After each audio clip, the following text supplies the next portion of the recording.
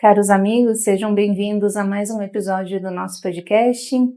Estamos hoje aqui, eu, Marina, meu marido Vinícius, Padre Claudemir. Obrigada pela presença de vocês e sejam bem-vindos novamente a esse encontro, né?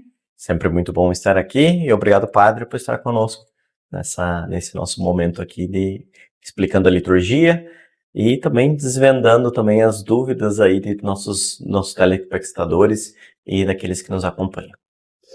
Obrigado, Marina. Obrigado, Vinícius. Eu estou vivendo um momento de retorno à paróquia, de aplicar toda a teoria à prática.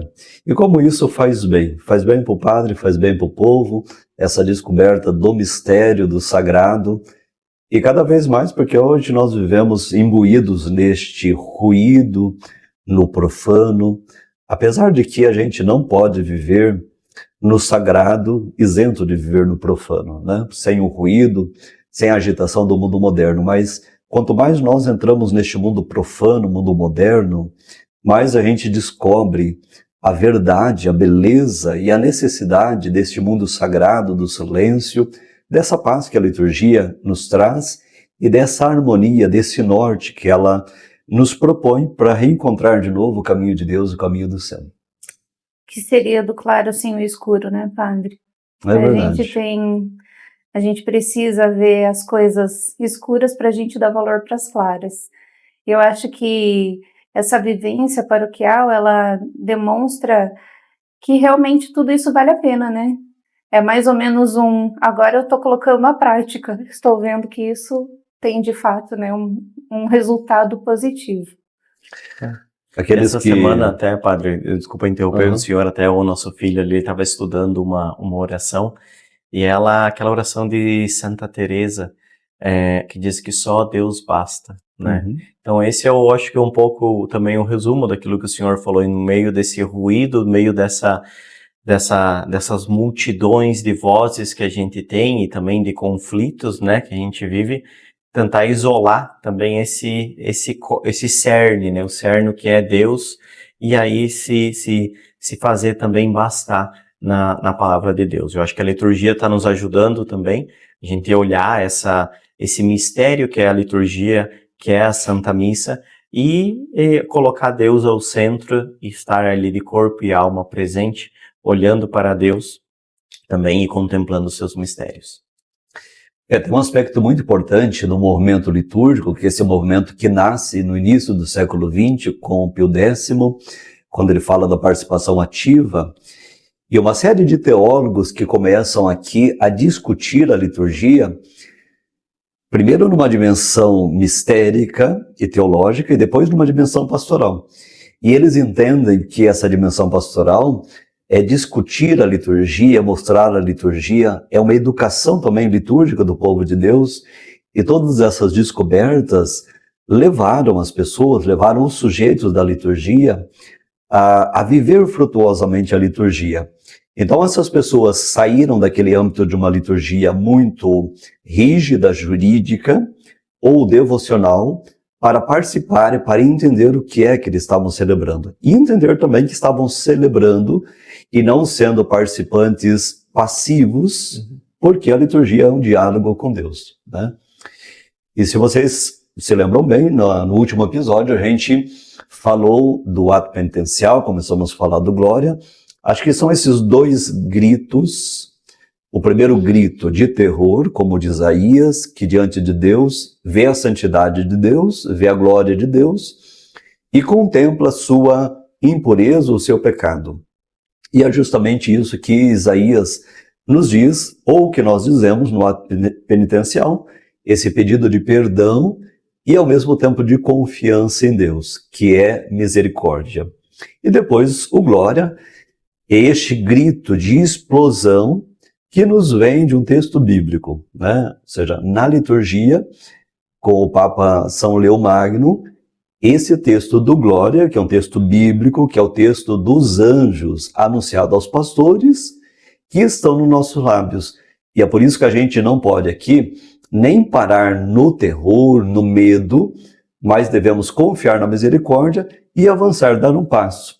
Quando os anjos dizem aos pastores: nasceu para vós um Salvador, o Cristo Senhor, glória a Deus nas alturas e paz na terra aos homens por ele amados. Nós repetimos isso, nós vivemos de novo essa alegria que ultrapassa todo medo, toda a tristeza, toda a angústia que nos vem pelo pecado. E supera, inclusive, a condição de morte, de caducidade deste homem que, quando peca, quando desobedece a Deus, se afasta de Deus. E agora a gente tem o episódio da encarnação, que é Deus que envia seu Filho para nos aproximar dele. Ou seja, Deus que se faz homem.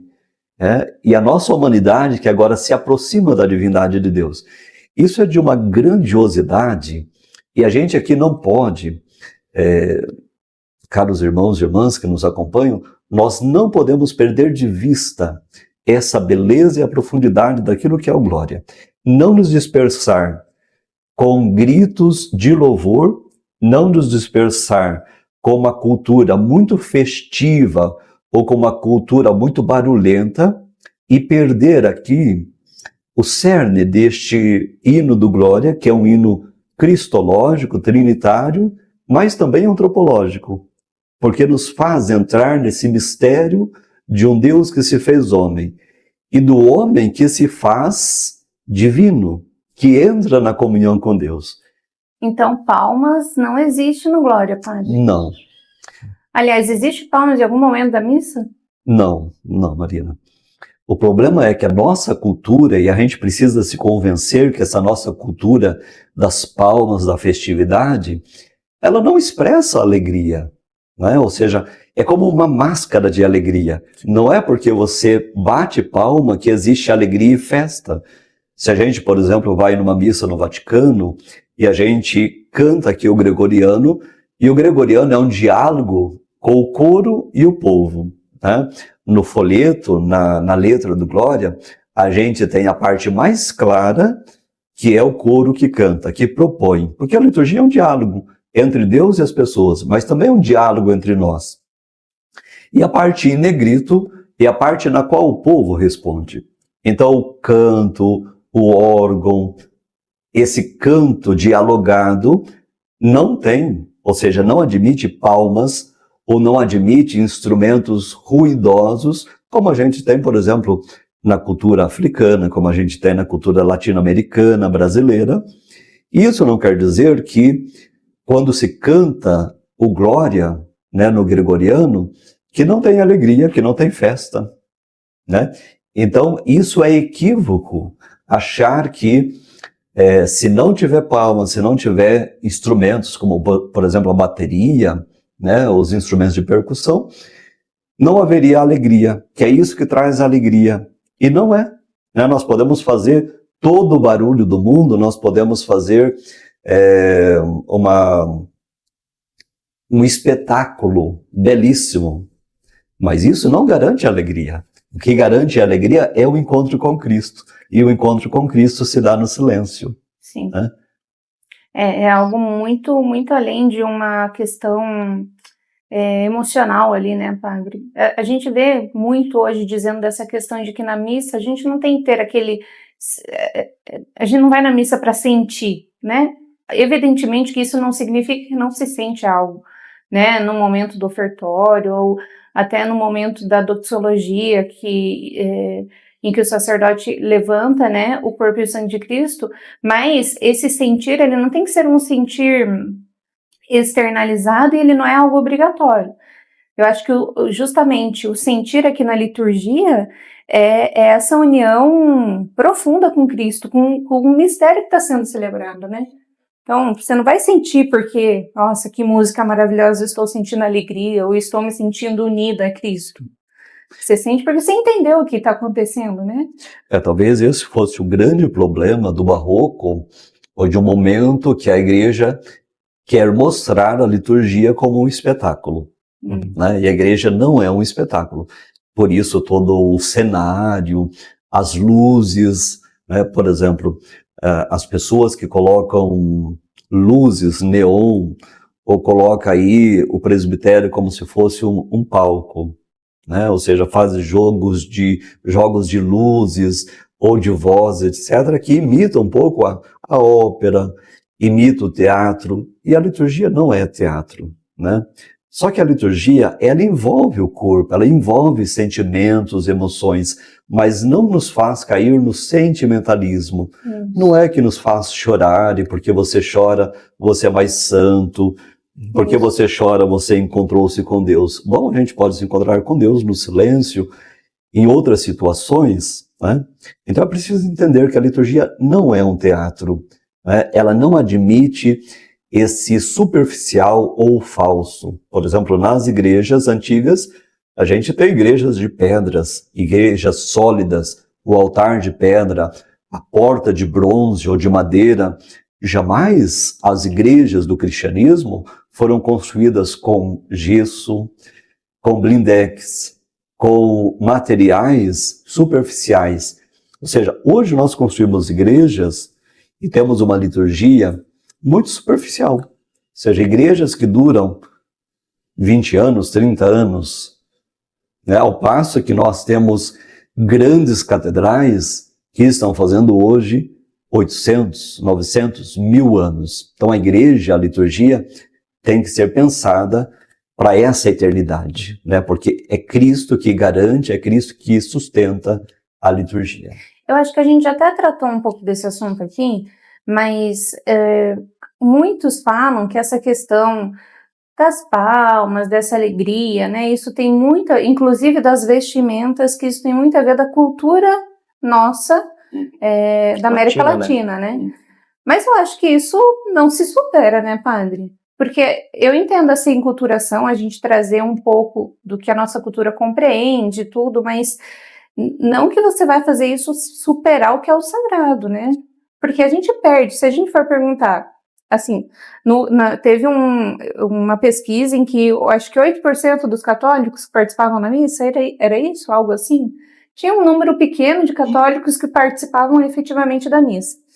E desses que participam da missa, se a gente for perguntar o que eles sabem, o que acontece na missa, eu acho que a gente pode colocar aí 1% do que sabe o que está acontecendo ali. Então, quer dizer, o modelo antigo de você trazer esta enculturação, né, dentro da liturgia não deu certo, né? A gente já pode falar, não deu certo isso. Sim. Que foi tentado fazer. E isso acabou também gerando muito também que os fiéis também eles vão e escolham agora qual paróquia muito frequentar, né?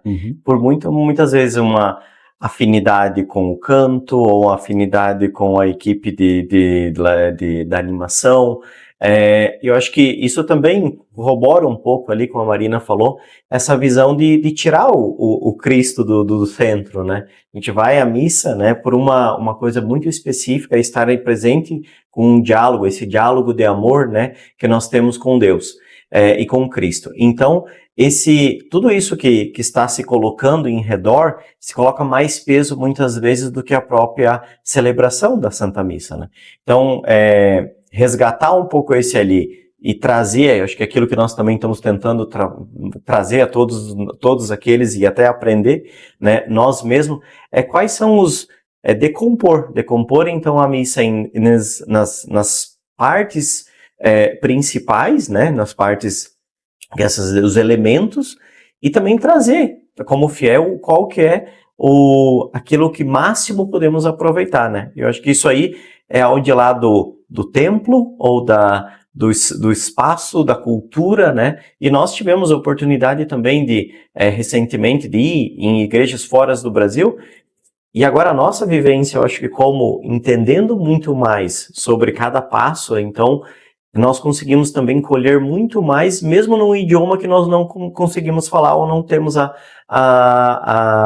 capacidade de entender a parte das palavras, né? Então, acho que isso foi muito, muito importante também. A gente precisa insistir aqui que a liturgia, ela não se aprende racionalmente. A gente não consegue captar o mistério e entendê-lo com a nossa razão, com nossos sentimentos. Ou seja, a gente é incapaz de abarcar o mistério de Deus, porque Deus é o Criador, Deus é o Senhor, né? O Pantocrator, aquele que tudo sustenta. E então a gente precisa entrar dentro da liturgia. Nós precisamos aqui fazer uma experiência. Entrar dentro significa encharcar-se, né? Sentir com o corpo, com a nossa fé, né? Com tudo aquilo que nós somos, esse antropologal, mas entrar dentro do mistério jamais vai fazer com que o mistério seja totalmente compreendido.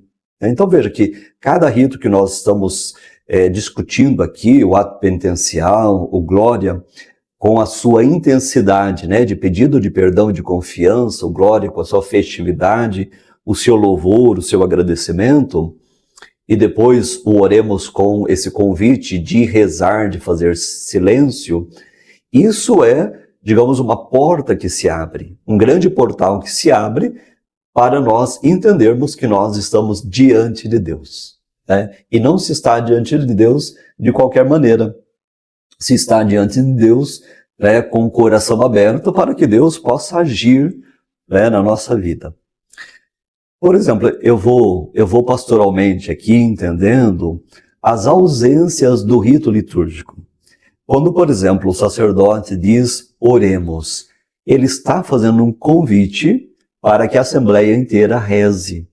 E para rezar, para colocar nas mãos de Deus nossas intenções, nossas preces, nós precisamos fazer silêncio e pensar naquilo que nós precisamos. Nós fazemos aqui uma coleta, por isso se chama a oração coleta, né? Porque já tivemos uma experiência desse Deus que é misericórdia, desse Deus que nasceu e veio para nos salvar. E por isso nós confiamos a Ele também nossa vida. Então a grande pergunta que nós temos que nos fazer sempre, quanto da liturgia entra na minha vida e transforma a minha vida, e quanto da minha vida entra também na liturgia e é transformada pelos diversos ritos. Então esse silêncio é importantíssimo. Quando então nós fazemos esse silêncio, o padre então conclui esse rito da coleta, da reunião de todos esses pedidos e intenções com uma oração, que termina de modo trinitário, né? Ou seja, invocando Deus que é Pai, invocando o Filho amado e invocando o Espírito Santo, né? Assim termina esta oração, que nos dá passo agora para a liturgia da palavra, para escutar Deus e falar com Deus.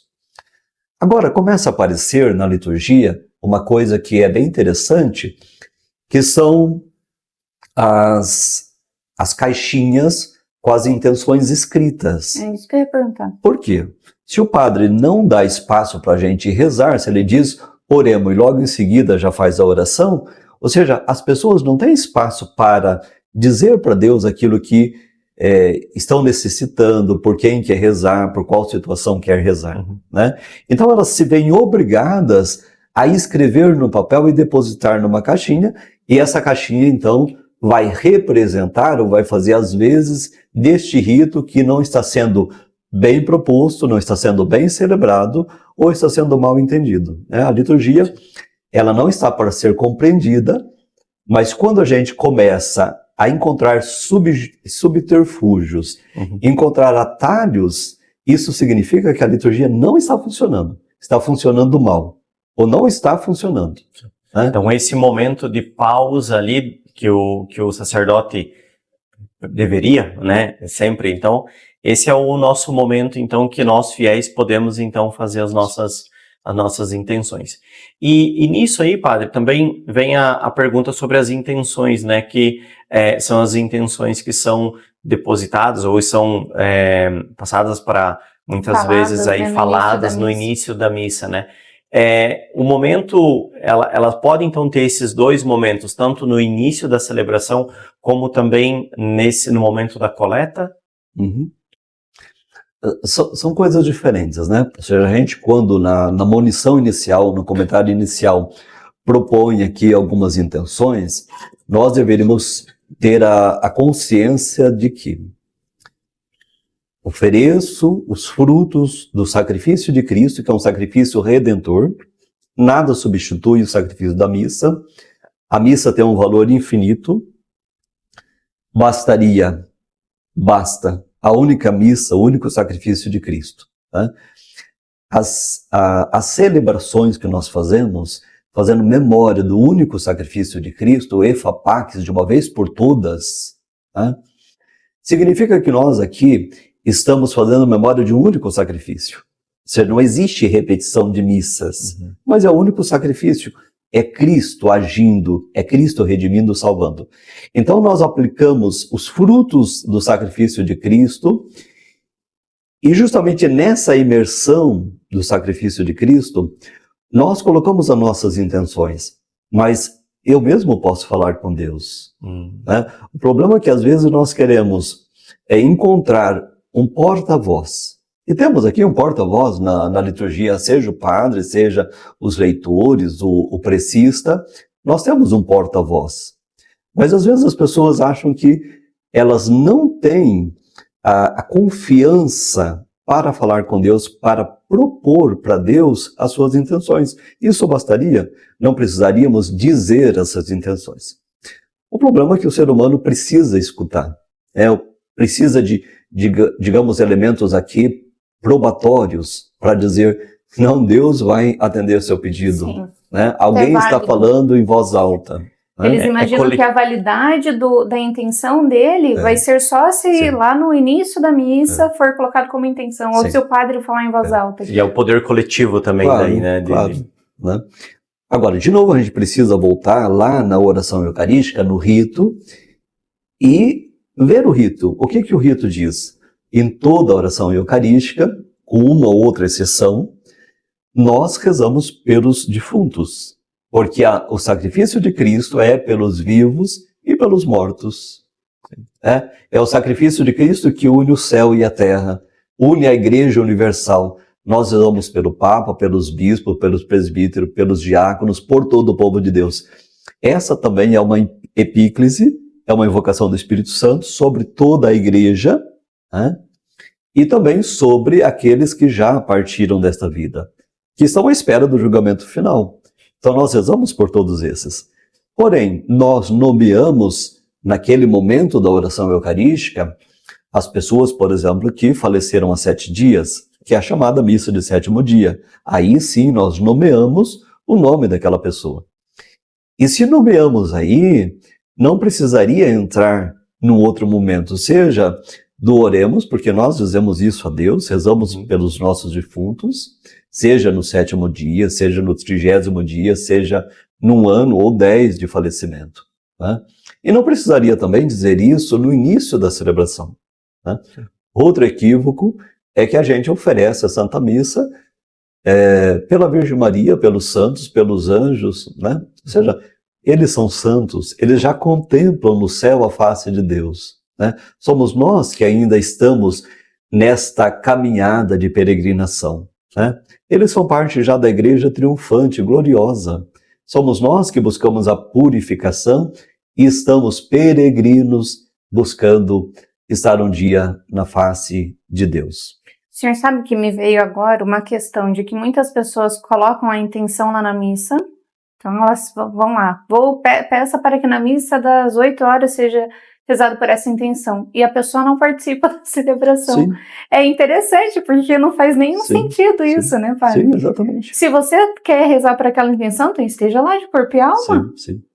Veja como isso é técnico, não é? Sim. Como que isso, de certa maneira, é até supersticioso. Exatamente. Né? Ou seja, no jubileu, por exemplo, muita gente passa nas portas santas como se fosse um passe, ou um ato mágico. Ou seja, não muda nada a sua vida de passar pela porta ou de entrar na igreja, sair da igreja, ir à missa, receber sacramento, se você não vive. Se você não entra no mistério de Cristo e não deixa Deus agir na sua vida. Esse é o grande segredo da salvação. Eu acho interessante, um dia eu estava conversando com uma pessoa e ela falou assim, desde que eu descobri o que é Santa Missa, parece que toda vez que eu participo da liturgia, né, da Santa Comunhão, eu saio deste mundo e eu entro num outro mundo. E daí eu fico pensando que é isso, né, você sair deste profano de fato, nós já falamos isso, né, sair do profano e entrar neste divino, é quase como provar um gosto do céu, né, e daí essa compreensão, que sim, de fato a gente não consegue entender a liturgia, não consegue explicá-la, porque ela é algo infinito, ela é algo que passa até da nossa capacidade, né? Então, quando alguém, por exemplo, vê a Virgem Maria, muitos falam que não conseguem nem colocar em palavras. E, de fato, a gente não consegue colocar em palavras essa vivência real da liturgia. Mas acho que se a pessoa tem pelo menos um pouquinho dessa consciência de que participar da missa é como se a gente estivesse participando desse banquete, como se a gente estivesse se unindo realmente aos santos, aos anjos, estarmos assim, nessa união com Deus realmente, né? Não tem nada melhor do que isso. E daí sim, ela começa a entender que ela não precisa que o padre diga em voz alta o nome, porque ela vai estar ali em comunidade rezando no momento da coleta, que Deus está ouvindo ela de qualquer forma, né? Porque isso é uma coisa, é um capricho humano, né? Um capricho humano daqueles que ainda não entenderam que Deus é Pai. Tudo que é meu é seu. Sim. A gente precisa fazer essa experiência daquilo que Deus diz para aquele filho mais velho, tão rebelde, né? Tudo que é meu é seu. Quando a gente entende isso, a gente não precisa mais desses atalhos, né? A gente tem aqui um caminho aberto, né, para falar com Deus em Jesus Cristo. Sim. E tem duas coisas só que eu queria dizer. Primeiro que todo pároco, né, reza pela sua paróquia, né? Uma das missas, ele reza pelas intenções dos seus paroquianos. Então a gente precisa também contar com a graça de Deus, com a força de Deus, porque uma intenção de uma missa é rezada por todos os paroquianos, pelas suas necessidades. Depois, uma outra experiência que o Papa João Paulo fazia, das tantas cartas que recebia, das tantas intenções que ele recebia, ele tomava cada dia 3, né? Talvez mais, mas o cerimoniário dizia que ele tomava 3 intenções e naquele dia, naquele momento da oração, ele rezava por essas intenções, né? Certamente que o coração do Papa também abrangia outras tantas famílias, intenções, né? Mas é bonito de ver que um pastor reza pelo seu povo. Sim, é verdade. Bem, acho que finalizamos essa parte inicial. Do rito inicial. Depois, isso é uma das partes da missa, né, padre? Isso. Nós temos ritos iniciais. Liturgia da palavra, liturgia eucarística e os ritos finais. Muito bem, então finalizamos estes ritos iniciais e a partir do nosso próximo episódio vamos começar a falar sobre a celebração da palavra. A celebração da palavra não, a liturgia da palavra. Isso mesmo. Bem, agradeço então a vocês por estarem aqui, né? Obrigada por disponibilizarem o tempo, Padre Vinícius. E vamos lá, vamos continuar a nossa caminhada, né?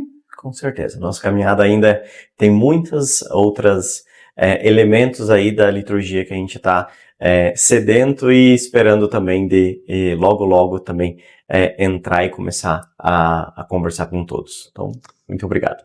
Somos peregrinos da esperança, né? Isso, exato. Como diz o jubileu desse ano. Obrigado a todos, obrigado a você, Vinícius, a você, Marina, aqueles que nos acompanham. Que Deus nos abençoe.